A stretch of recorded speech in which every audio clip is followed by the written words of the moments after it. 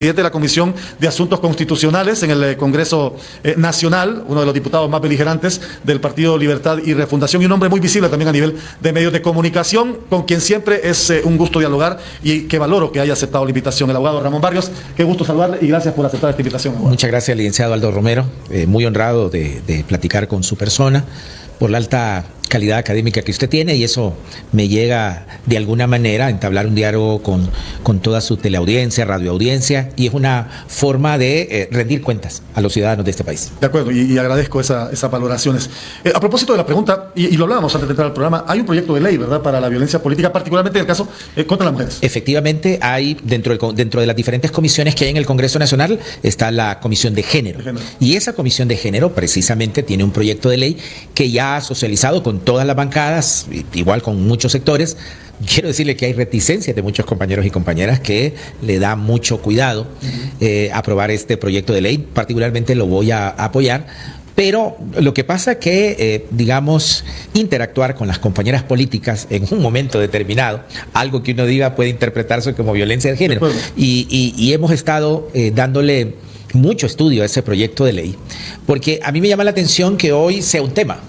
Pero mire, la persona que más ha sufrido violencia de género aquí es la Presidenta de la República. Sí, aquí, de verdad, ¿qué decimos de la Presidenta? Que no, yo he escuchado, digamos, que ella no manda, que manda a su marido, que no, esa es violencia. Pero ese no había sido un tema. ¿Por qué ahora precisamente es un tema? Solo porque las compañeras que están en el Consejo Nacional Electoral, de alguna manera, y creo, yo he visto las redes sociales sacándole cosas personales precisamente, cosas que tienen que ver con su condición de mujer, no con su condición de consejeras.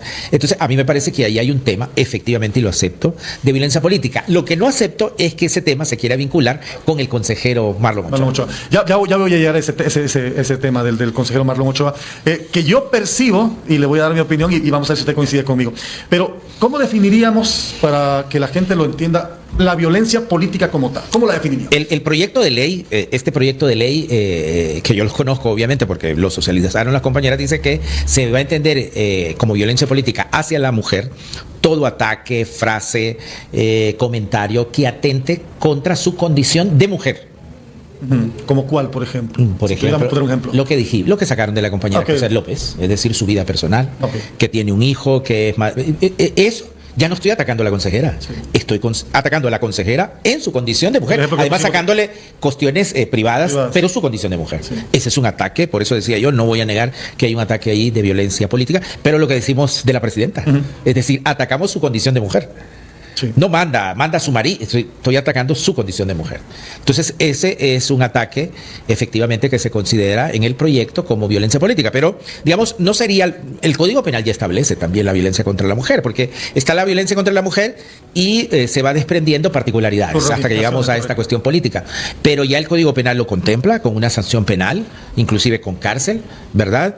Y la ley electoral efectivamente contempla, digamos, un par de artículos que tienen que ver con la violencia política, pero efectivamente por cuestiones de especialidad, este proyecto de ley que está en el Congreso Nacional y que viene de la Comisión de Género, que fue avalado con la expresidenta que vino de Chile, que fue presidenta Michelle Bachelet, efectivamente lo presentaron ahí, así que me parece que es un buen proyecto de ley, va a causar un poco resquemor porque, a ver, la línea que divide cuando es muy delgada, es decir, en un enfrentamiento, en un debate político, usted puede decir cosas, o un político puede decir cosas, y hay que tener mucho cuidado de no atacar esa condición de mujer de las compañeras que hacen uso del ejercicio político. No ando mal, entonces póngame la pregunta con las posibles sanciones o las opciones de sanciones a quienes cometan o quienes lleguen a cometer violencia política, el castigo con prisión, la multa económica o la inhabilitación. Las tres las contempla.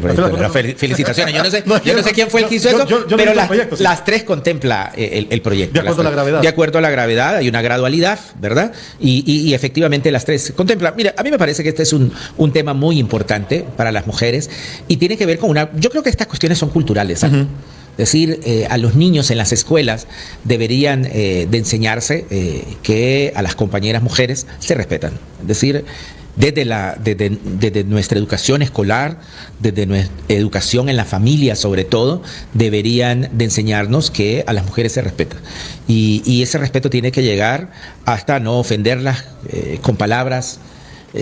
Hay violencia patrimonial, hay hombres que, como son los proveedores en el hogar, pues condicionan el comportamiento de nuestras compañeras, independientemente de la condición que tengan, en dar o no dar dinero, o condicionan el darle dinero a los hijos para que ellas permanezcan. Entonces, a mí me parece que sí, está muy bien, aquí hay que sancionar, pero es una cuestión, son machismos, patriarcados, que tienen que ver con patrones culturales que se aprenden en la familia y en la escuela. ¿Sabe lo que pasa? Que hay quienes dicen, bueno, si una mujer se mete a política, sabe a lo que se mete, ¿verdad? Sí. Sabe a lo que se mete. Pero está esa línea delgada en la que usted, como contendiente hombre, por ejemplo, no sabe cómo cuestionar la acción política de una contrincante, en este caso una mujer. Por ejemplo, a una diputación, a una aspiración presidencial. Yo le decía a las compañeras cuando estábamos socializando, porque ahí todavía no estaba aprobado el proyecto de ley, que yo he visto compañeras políticas que son las que atacan a la presidenta. Es decir, las mismas compañeras de la oposición política, mujeres atacando. Y bueno, le decía, y yo lo que he visto es que ustedes atacan a la presidenta, son las primeras que han ejercido violencia política efectivamente contra la presidenta. No ha sido un tema de solidaridad, por ejemplo, porque la presidenta también tiene su condición de mujer. Entonces, no es un tema muy fácil, no es un tema, usted ve todos los chistes que hacemos de la presidenta. No estoy defendiendo a Xiomara Castro, estoy defendiendo a la persona que ostenta esa figura que le dio la sociedad hondureña, los votantes, ¿no? Es la presidenta de la República y solo por esa condición se merece un respeto. Pero cuando bajamos y los ataques no es a su gestión como presidenta, sino a su condición de mujer, efectivamente yo tengo que decir que la principal víctima en Honduras de violencia política es la presidenta de la República. Y en esa ley se van, pueden ser procesados o pueden ser judicializados tanto hombres como mujeres. Sí, las mujeres cometen discursos de violencia política, pero esencialmente, y yo tengo que reconocer que hemos sido los hombres que participamos en política los que ejercemos esa violencia. A lo mejor no ha habido una educación cultural en ese sentido, pero me parece que es de avanzada que en nuestro país. Yo celebro que haya una ley como esa. Quizás usted decía, bueno, ¿por qué se está hablando ahora de este tema? Sí, Estamos más visibles. Hay violencia política en el Consejo Nacional Electoral, que por cierto viene tomando posesión apenas menos de 2 semanas y ya hay roces entre la consejera presidenta y el consejero Marlon Ochoa. Y que esos roces hacen presumir que la situación no va a ser tan fácil de manejar. Sí hay una violencia contra las dos compañeras mujeres, pero yo quiero dejar establecido, y ya le voy a poner ejemplo, que no es por parte del consejero Marlon Ochoa. Porque queremos ligar lo que está saliendo en las redes sociales y en los medios de comunicación, que se le saca su condición particular, que tuvo una relación extramarital con una persona, que tiene un hijo, pero eso no lo ha dicho Marlon Ochoa. O sea, yo ayer estuve en un programa, hoy en la mañana, y dijo, póngame ¿cuándo Marlon Ochoa dijo esto? No lo ha dicho. Pero por alguna razón, Aldo, estamos ligando todo eso con Marlon Ochoa. ¿Qué ha hecho Marlon Ochoa? Sí, enérgicamente, con esta condición que él tiene, llegó y solicitó y se sentó que quería una sesión. Eso lo contempla la ley. Es decir, eso lo contempla la ley. Cualquiera de los él la puede pedir. Él la puede pedir, no hay ningún problema. Es más, la ley dice que una vez pedida, la presidenta tiene la obligación de señalar la fecha y la hora, y que si no lo hace, se realizará dentro de las próximas 24 horas. Es decir, ¿con ella o sin ella? Con ella o sin ella. La condición es que deben de estar por lo menos dos. Exacto. Sí. Eso lo contempla la ley. ¿Qué ha hecho? Que le ha dicho enérgicamente a las compañeras que digan cuál es su posicionamiento, por ejemplo, con el uso de la biometría en las próximas elecciones primarias, y cuál es su posicionamiento con el TREP, que lo digan. Eso lo ha dicho de manera enérgica, pero yo nunca he escuchado que se refiera a sus condiciones de mujer de las consejeras. Es por eso le decía, sí hay violencia contra las compañeras, pero ha sido a nivel de redes sociales, y lo que nosotros estamos diciendo es que se investigue quién lo está haciendo. O sea, yo le puedo decir lo que se ha escuchado en el Congreso Nacional. Acuérdese que ambas consejeras fueron electas en el mes de marzo. Es decir, que han tenido un periodo de 6 meses. Por eso a mí me sorprende que la consejera presidenta diga que necesita conocer al personal. Bueno, tuvo 6 meses para hacer absolutamente todo esto. Porque nos estaban urgiendo en el Congreso Nacional que aprobáramos el presupuesto, porque lo necesitaban ya para las compras. Bueno, aprobamos el presupuesto, aprobamos una ley de emergencia para las compras del Consejo Nacional Electoral, y hoy me vienen a decir que necesitan tiempo para conocer el personal. Entonces la urgencia no era tanta. Y por el otro lado, y yo que estuve en las conversaciones del mes de marzo, yo le puedo decir que en el partido de oposición, por ejemplo, en el Partido Nacional, hay 3 grupos. Allí nos toca conversar con 3 grupos. Allí hay un grupo que representa Papi a la Orden, hay otro, a Tito Asfura, el compañero Tito Asfura, hay otro grupo que representa a Tommy Zambrano, que es el jefe de la bancada, y hay otro grupo que representa a la compañera Ana Hernández. Son 3 grupos. Y yo le voy a decir, hace 2 semanas todavía había presiones para que no se juramentara la compañera Cosas López, por uno de estos 3 grupos. No voy a decir cuál, pero Es decir, que todo eso surgió de su misma bancada. Igual con la compañera Ana Paola.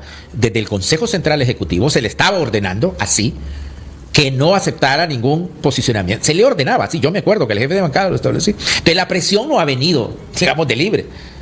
Si nosotros más bien apoyamos, porque ya habíamos electo a la compañera Cosette, que ella fuera la juramentada, porque ya la habíamos electo en el mes de noviembre, ya había salido en la Gaceta. Y con respecto a la consejera Ana Paola, es más, nosotros decíamos, ella debe ser la primer presidente. ¿Por qué? Porque es la única que tiene experiencia de los que entran. Nadie mejor que la que tiene experiencia para que conduzca los destinos en la primera presidencia. El hecho de ser actualmente la presidenta no la inhabilitaba para iniciar esta nueva rotación. No, porque es otro nombramiento, entran y bueno, ahí los tres van a ser presidentes, uno después del otro. ¿Le afectó a Libre el hecho de que Marlon Ochoa no presidiera ninguno de los dos procesos? Bueno, a ver, Libre solo ha participado. ¿Por eso se ha venido generando el roce? Libre nunca ha participado en las presidencias de todos los consejos nacionales electorales. 2013, sí, las primarias la dirigió alguien del Partido Liberal y las generales alguien del Partido Nacional. 2017 igual, Partido Liberal y Partido Nacional. Y el 2021, que por primera vez participó el Partido Libertad y Refundación con Rexy Moncada, fue la misma historia que ahora. El Partido Liberal y el Partido Nacional se repartieron en año de elecciones las primarias y las generales. Rexy Moncada nunca fue presidente ni en las primarias ni en las generales, fue presidente antes, que no era año electoral. Es decir, que ya nos tocó, digamos, que el bipartidismo se ponga de acuerdo en contra de Libre. Igual hoy las condiciones son otras, ¿verdad? Sí, hoy las condiciones que estamos en el gobierno. Sí. Pero eso no ha sido un factor para que nosotros dirigiéramos. El Libre nunca ha dirigido el Consejo Nacional Electoral en época de elecciones. Aquí voy donde yo le quería plantear, y no sé si usted sí lo ve.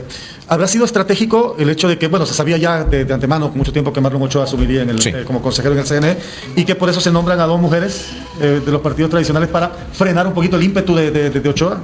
Bueno, yo creo que esa es una cuestión al interior de ambos partidos políticos. En el Partido Nacional habían otros candidatos muy fuertes y eran compañeros varones.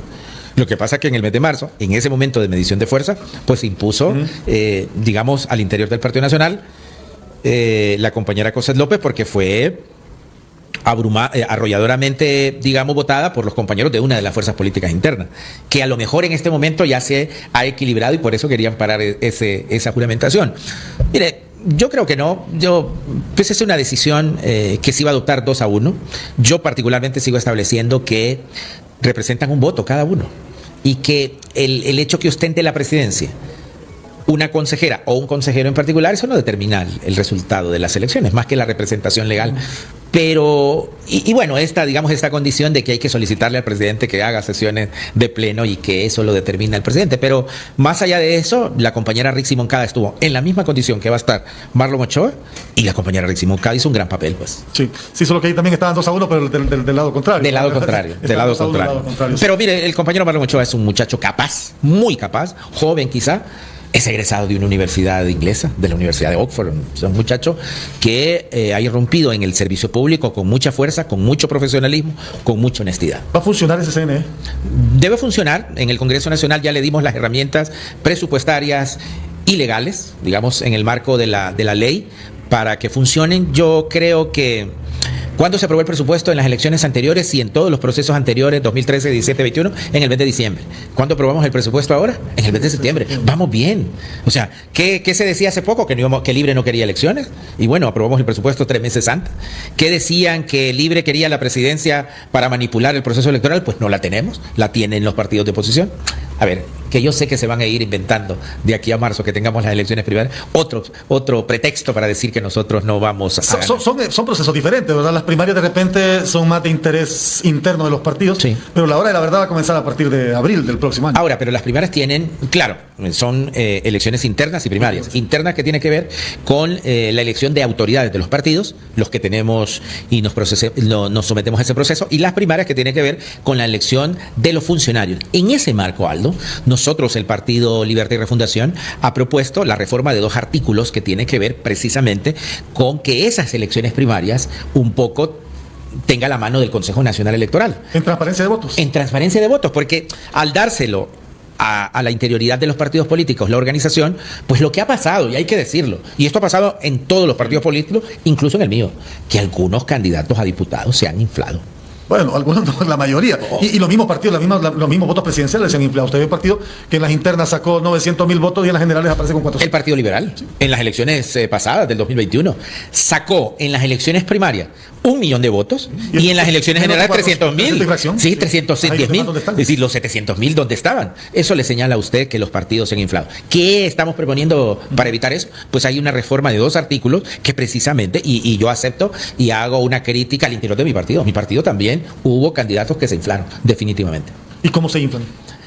A ver, ¿cómo pasa ese proceso? nosotros estamos proponiendo la reforma de 2 artículos. Uno, el uso del marcador biométrico. ¿En qué consiste el uso del marcador biométrico?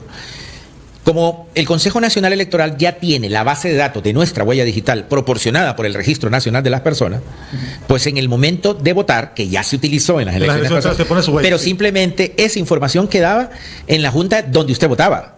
De manera que esa información que usted votaba ahí no se trasladaba a las demás mesas electorales. O sea, si yo votaba, si en mi centro de votación yo fui y puse la huella, yo quedé registrado en ese centro de votación. ¿No quedé registrado en todo el sistema? No quedaba registrado en todo. Entonces, ¿qué estamos proponiendo nosotros? Que precisamente ese marcador sea trasladado a todas las mesas electorales a nivel nacional, de manera que usted no pueda votar 2 veces. Porque ahí está la inflación, por un lado, que usted no pueda votar 2 veces. Y ese es el uso del marcador biométrico. Estaba propuesto la huella y el reconocimiento facial. Que hay compañeros del Partido Nacional que dicen que eso no se ha hecho. Sí se ha hecho. Acuérdense que cuando nosotros reclamamos el DNI no, se hacía un marcador facial. Sí. Es decir, que esa técnica ya se utilizó a nivel del Registro Nacional de las Personas, y el Consejo Nacional Electoral perfectamente nos dijeron los técnicos, como estamos utilizando el mismo banco de datos del Registro Nacional de las Personas, estamos listos para hacerlo. Bueno, pero era más fácil con la huella dactilar porque ya se tiene ese banco de datos y ya se realizó en el 2021. Bueno, eso es lo primero. Y lo segundo que estamos utilizando es el uso del TREP solo se hace a nivel presidencial. ¿Qué estamos diciendo nosotros? Bueno, hagámoslo a nivel de diputados y a nivel de alcaldía municipal, precisamente. ¿Por qué? Para en el momento del marcador biométrico, en una mesa electoral, pues llegaron a votar 100 personas. Muy bien. Si llegaron a votar 100 votos porque hay 100 huellas dactilares, quiere decir que un candidato no puede obtener más de 100 votos. Pero ¿qué pasa en este momento? Que cuando se manda el acta y se procesa aquí en Tegucigalpa, o ese uno le ponen como 5 o un 5. Entonces, queremos evitar eso. Es decir, no puede tener un candidato más marcas que las que señalan el uso del marcador biométrico. Y eso no se logra con un buen sistema tecnológico. Y está listo el sistema. El problema es que necesitamos reformar la ley, porque eso no está aprobado en la ley electoral. Precisamente por eso nosotros tenemos ese proyecto de reforma de los 2 artículos, que yo presido la comisión especial, que ya obtuvimos la firma de todos los partidos políticos, incluso del Partido Liberal, del jefe de bancada, está en la comisión, el compañero Segura. El único que no firmó fue el Partido Nacional. El Partido Nacional es el compañero Márquez, el candidato que estaba allí con nosotros, y nos dio 7 sugerencias. De esas 7, Aldo, y yo lo digo aquí de manera pública, porque lo voy a decir el día que podamos debatir la ley, el dictamen, mejor dicho, de esas 7 sugerencias incorporamos en el proyecto 6 de 7. El compañero Márquez se fue satisfecho, pero no lo quiso firmar. Bueno, pero tenemos la firma de todos los compañeros que quieren eso. No sé si se va a cumplir, porque ahora ya no se cumplen los pactos, pero yo tengo la prueba fehaciente. Fue transmitida todo un día desde el canal del Congreso, toda la sesión. Fue transmitida porque dimos conferencia de prensa de quienes habíamos firmado y quién era el único partido que no había firmado. Así que yo creo que va a quedar exhibido ante el pueblo hondureño quién quiere elecciones primarias transparentes. Que no se manipulen. Bueno, violencia política. Cuando van la lista de candidatos a las elecciones primarias, vamos paridad, 50% de hombres, 50% de mujeres. ¿Qué pasa después de las elecciones primarias? Eso se convierte en 70 y 30. Claro. Violencia política, producto de la poca transparencia, de la manipulación y de la inflación de votos de los compañeros varones. Le voy a hacer una consulta sobre particular después de la pausa, y también quiero profundizar con el tema del TREP, porque en las últimas semanas, cuando se estaba aprobando el Congreso, ese artículo 3, con el tema de los datos, fue motivo de polémica. Nosotros, el abogado Ramón Barrios, diputado del Partido Libertad y Refundación, es presidente de la Comisión de Asuntos Legislativos, ¿verdad? Legislativo y constitucional. Debería ser primero constitucional y legislativo. Yo siempre he dicho eso. Ser, sí. Pero en la Constitución está así, legislativo y de segundo asuntos constitucionales. Me quedó la incertidumbre con el tema de la tecnología. Hemos gastado, 30-35% del presupuesto electoral se ve en tecnología. Si usted llega a un centro de votación, pone la huella, pero no lo registra en todo el sistema, entonces ¿Por qué gastamos tanto dinero en un sistema tecnológico que no es eficiente? Y no, pero y mire que nos decían los técnicos, no hay ningún problema porque nosotros ya tenemos los marcadores biométricos.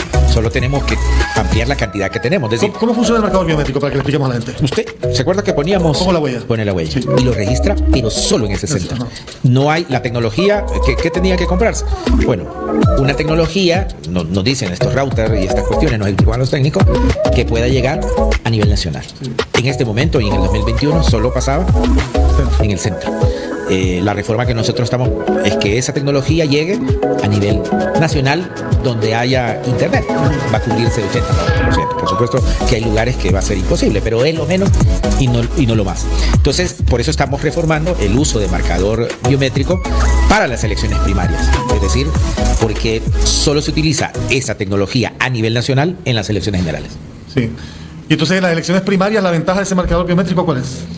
Así como está ahorita, es que usted le queda la duda, es como solo queda registrado solo en la mesa electoral, usted en la tarde puede ir mandar al otro centro de votación. a otro centro de votación. Y ahí es donde empieza Y puede votar muchas veces en centros distintos, porque como no queda marcado en otros centros electorales. Ahora, con el TREP. Y el TREP ha sido motivo de polémica y Sí. motivo de debate, particularmente después de esa discusión del presupuesto, incluso obligando a sacar el artículo 3. Sí.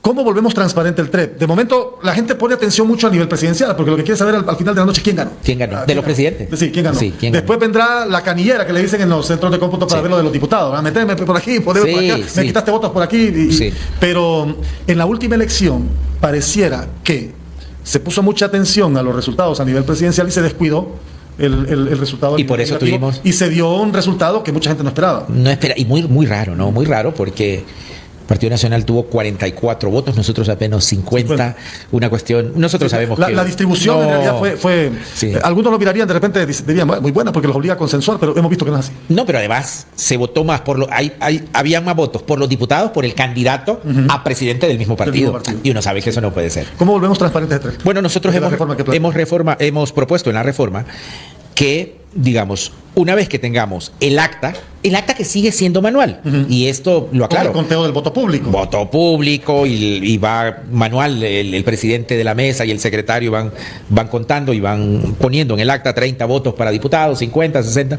Eso sigue siendo manual. En algún momento lo que se sigue diciendo es que no queremos que el acta digital de Venezuela. Primero, no existe en la ley el acta digital. Por lo tanto, no, y nosotros no estamos proponiendo una reforma para que el acta sea digital. Lo que estamos diciendo es que esa misma acta manual que se hace, una vez firmada, Se escanee. y que venga acá a Tegucigalpa al Infop.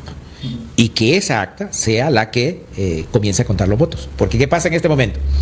Ese acta viene acá y hasta entonces se comienza a introducir en los datos que van a los servidores de los diferentes partidos políticos. Y ahí hay un trastoque. Aquí en Tegucigalpa. En la digitalización. En la digitalización de esa acta que viene. Sí, porque usted me la puede escanear como representante de mesa y yo digito. Aquí en Tegucigalpa, Aquí en Tegucigalpa, y aquí yo hago. Y aquí no hay ningún problema. O sea, yo le puedo poner un poquito más. Eso es lo que ha venido pasando. ¿Verdad? Un poquito más, un poquito menos. Y al final, ¿cómo reclamo? ¿no? Tendría que volver al. No, ¿se acuerda que se sometieron muchas la actas a revisión de escrutinio actas? especiales? Le decían la Sí, famosa el escrutinio escrutinio especial. Bueno, eso es lo que ha pasado. Mientras que si usted viene con esa acta directamente del TREP, eso ya no se puede tocar. Eso ya no se puede tocar. Se minimiza en mucho, digamos, la inflación de votos. ¿Dónde afecta más? ¿O dónde impacta más? ¿En la primaria interna o en la general? En las primarias, sin lugar a dudas. Allí es donde se da la mayor cantidad de inflados. Es ahí donde se quiere poner atención. Es allí donde estamos haciendo la reforma, que se haga no solo a nivel presidencial, sino que a nivel de diputados y nivel de alcalde. ¿Será por eso el cuestionamiento de algunos partidos políticos que dicen que desde el Congreso se quiere meter mano en las elecciones internas de los partidos? Pero no es que queremos meter mano, porque quien hace el proceso no es el Congreso, Sí. es el Consejo Nacional Electoral. Pero yo entiendo que los partidos políticos no quieren esa supervisión, digamos, porque aquí hay candidatos que han salido inflados. Yo tuve, uno debe hablar de su familia, de su casa. Nosotros tuvimos en el Partido Libertad y Refundación, en las primarias, un candidato que salió de número uno. De número uno. Cuando pasó, o sea que llegó de número uno, el departamento de Cartes es el En número la uno, primaria, sí. llegó a las Igual- generales siendo el número uno. ¿Qué pasó en las generales? Sí, salió creo que el. De noveno. el ocho de Nosotros noveno. sacamos 9. Igual pasó en el Partido y Nacional. pasó y entró no por el voto del partido, sino por residuo. Es decir, ¿qué le significaba? Que se infló. Estoy hablando de mi partido, del candidato. No, pero número igual pasó uno en el de mi Partido Nacional. En la interna, el candidato más votado fue uno. Y no, Pero no en salió. las generales no salió. No salió. Claro. ¿Qué le indica eso? ¿Qué le indica eso? Que se infló en las primarias. Pues queremos seguir evitando precisamente eso en todos los partidos políticos, inclusive en el nuestro, en el Partido Libertad y Refundación. ¿Hacer un TREP para el nivel electivo de diputados y de alcaldes afectaría el anuncio presidencial? Sí, no, porque ya están los tiempos. A nivel presidencial ya están los tiempos. El primer anuncio se hace una vez el cierre a las 2 horas y lo dice la ley. O sea que eso no va a afectar. Sí va a afectar en el de diputados porque es mucho más difícil contar diputados. Claro, sí, porque son, póngale, Francisco Morazán 23, Cortés 20. 20. Entonces, y en realidad solo va a afectar estos dos departamentos por la cantidad, ¿no? Pero bueno, yo creo que un par de horas de más que se anuncien los resultados preliminares, pero hay un poco más de certidumbre en la fiabilidad de los números que se van. ¿Ese es el espíritu de la reforma? Ese es el espíritu de la reforma. No lo quieren los partidos políticos al interior. Bueno, no lo quiere el Partido Nacional. El Partido Liberal firmó. Vamos a ver si se sostiene ese voto el día que votemos. Pero bueno, el único que no firmó fue el Partido Nacional. ¿Esas son las principales reformas que se van a someter? Solo dos, por supuesto. Y son las principales reformas. Yo creo que le hemos fallado como Congreso Nacional. No son las reformas que esperaba el pueblo hondureño. Sí, nosotros queríamos, yo presenté un proyecto de ley de separar las elecciones presidenciales de las legislativas y yo lo presenté, junto con otros compañeros también presentaron. Esas son las principales reformas que esperaba el pueblo hondureño. Le hemos fallado como Congreso Nacional por una sencilla razón. Los partidos políticos se quieren proteger. Hay diputados que simplemente van a salir bajo la sombra del candidato presidencial, que no pudieran salir, digamos, si fueran elecciones separadas, bajo su liderazgo. Y yo sí creo que hay que separarlas porque uno no sale arropado con la figura presidencial y eso nos da un poco más de autonomía y libertad a los diputados que estamos en el Congreso Nacional de verle un favor al candidato presidencial. A mí sí me gusta eso de separarlo. ¿Qué pasa? Yo creo que para las próximas elecciones, para el próximo Congreso, esas elecciones o se hacen en el primer año legislativo, sí. Es la única opción, o se hacen o el tercero. El tercero, pero para el tercero lo hubiéramos hecho y la mayoría de diputados quiere volver a salir arropados con la figura presidencial. Entonces, si las hacemos en el segundo o en el tercero, Aldo, tendrían que implementarse en el próximo torneo legislativo, pero no en el inmediato. Son las únicas dos opciones. O se hace en el primer año de Congreso, o si se hace en el segundo o el tercero, es para que se apliquen en el próximo, no en el más inmediato.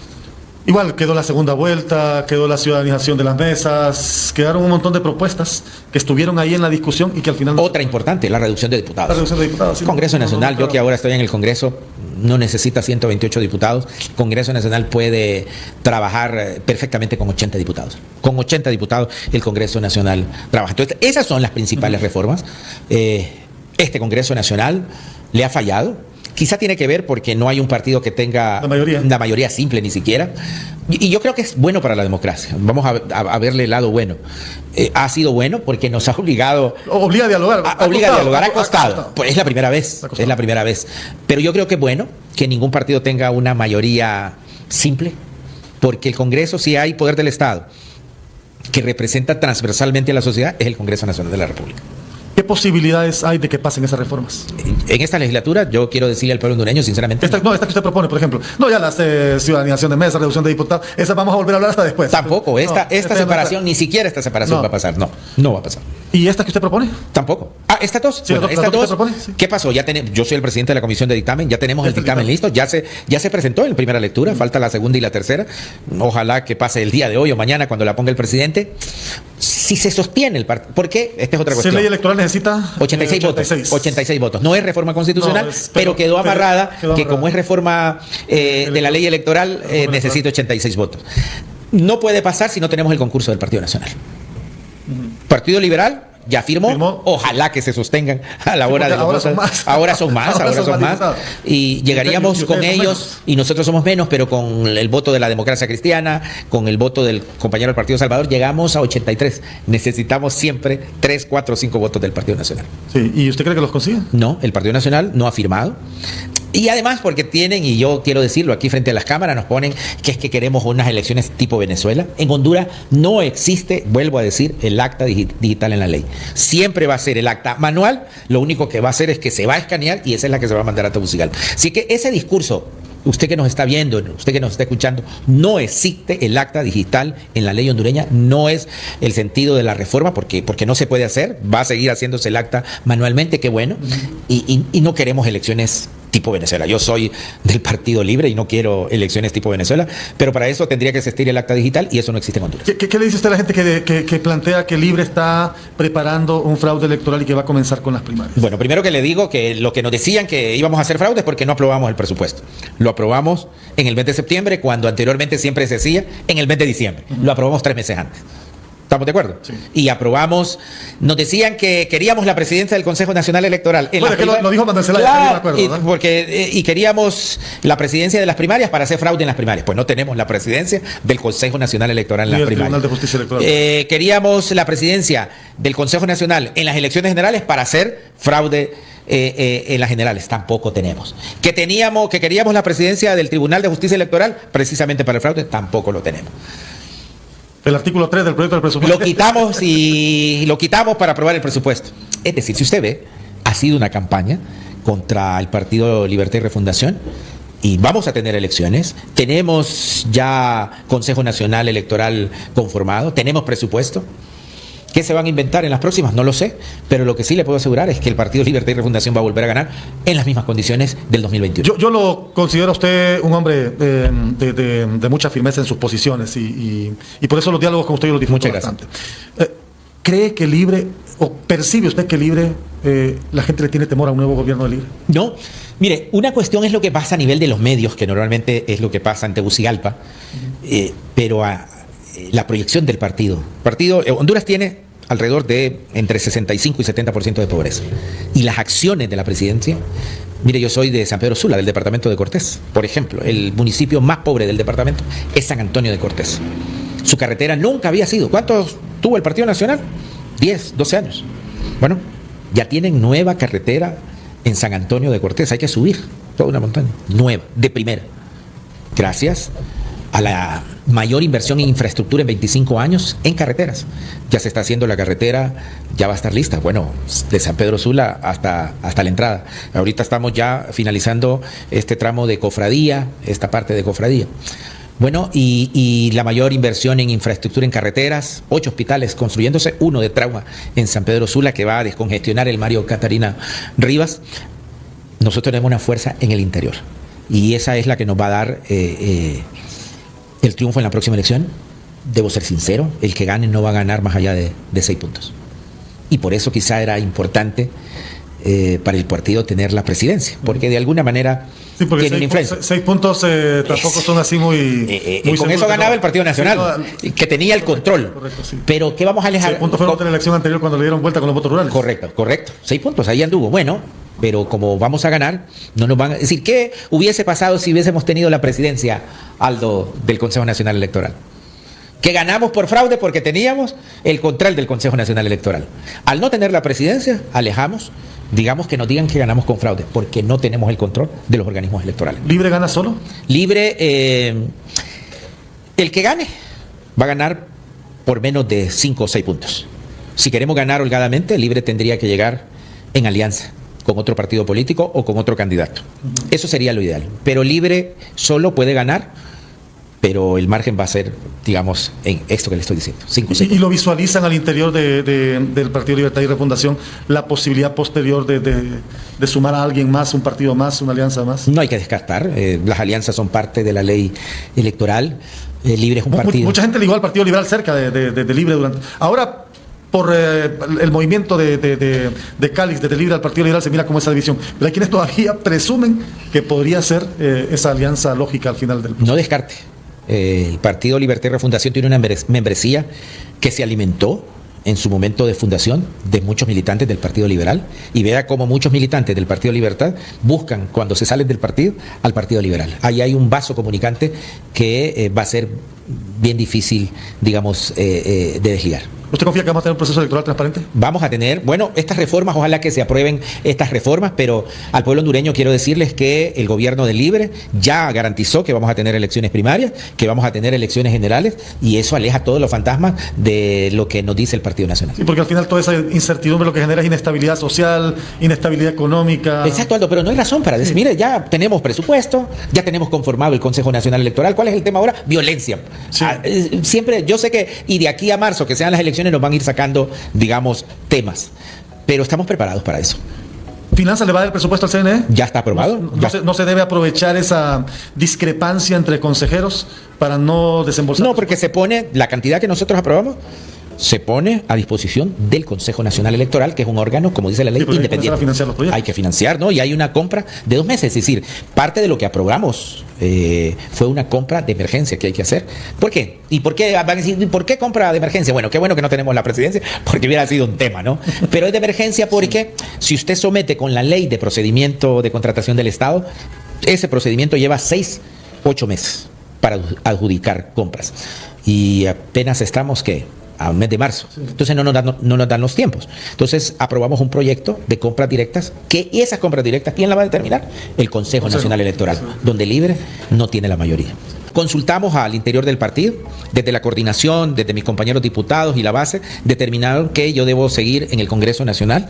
Y bueno, ahí va a estar mi candidatura nuevamente como candidato. Va a decidir el pueblo. Si el pueblo cree que yo no he hecho un buen trabajo en el Congreso Nacional, pues no me van a apoyar. Pero si creen que yo debo continuar, voy a continuar como diputado del Congreso ¿Le ha Nacional. generado simpatía o rechazo algunas posiciones suyas en el Congreso Nacional entre su grupo cercano, la gente que lo... Algunas simpatías y algunos rechazos al interior de mi partido. Yo propuse, por ejemplo, ¿se acuerdan? Que le quitáramos la función política a las Fuerzas Armadas. Esa función de determinar... y el coordinador me dijo, pues eso no tiene el aval nuestro como de la coordinación del partido en público.